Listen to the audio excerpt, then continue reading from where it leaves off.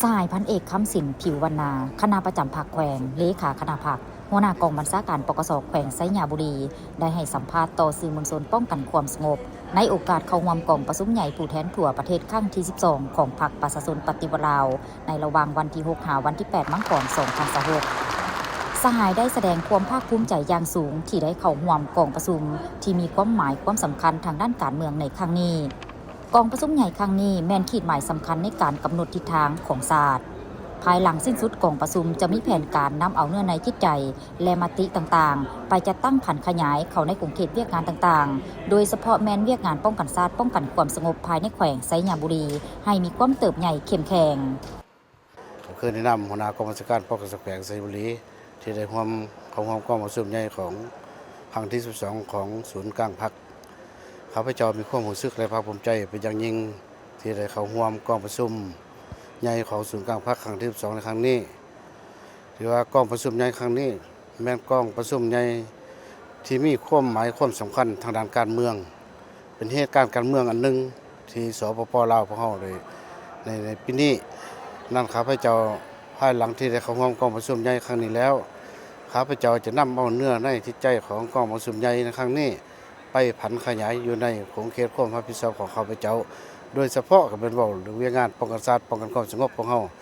จะเพิ่มทวีการรักษาความสงบทางด้านการเมืองอยู่ในพื้นที่ท้องถิ่นที่ข้าพเจ้ารับผิดชอบนั้นให้มีความรับประกันต่อหน้าที่การเมืองของพรรคอันนี้ก็เป็นชุดที่มีความหมายสำคัญต่อกับเรื่องงานป้องกันศาสตร์ป้องกันความสงบก็คือเรื่องงานป้องกันทางด้านการเมืองเฮ็ดให้ประเทศชาติบ้านเมืองรับประกันความมั่นคงทางด้านการเมืองมีเสถียรภาพทางด้านการเมืองอันนี้ก็ถือว่าเป็นภายหลังที่ว่ามาร่วมนี้แล้วข้าพเจ้าก็จะสืบต่อจัดตั้งปฏิบัติให้ได้รับมากับผลตัวจริงพร้อมกันนี้สหายหัวหน้ากองบัญชาการปกสแขวงยังได้กล่าวตื่นอีกว่าในต่อหน้าจะสุ่มทุกสติปัญญาและเหือแหงเข้าในการเฮ็ดหน้าที่การเมืองเพื่อเฮ็ดให้ประเทศชาติและท้องถิ่นมีความสงบมั่นคงและสร้างเงื่อนไขอันดีให้แก่การพัฒนาเศรษฐกิจสังคมตามจิตใจของกองประชุมใหญ่ครั้งที่ 12 ของพรรคประชาชนปฏิวัติลาวอย่างแท้จริงกองประชุมใหญ่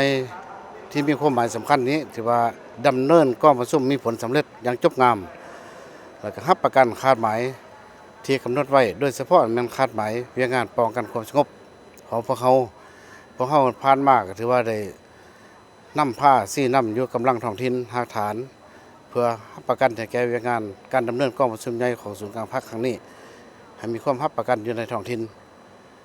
บ่ว่าแต่อยู่ไซยาบุรีก็คืออยู่ในขอบเขตทั่วประเทศก็คือว่ามีความรับประกัน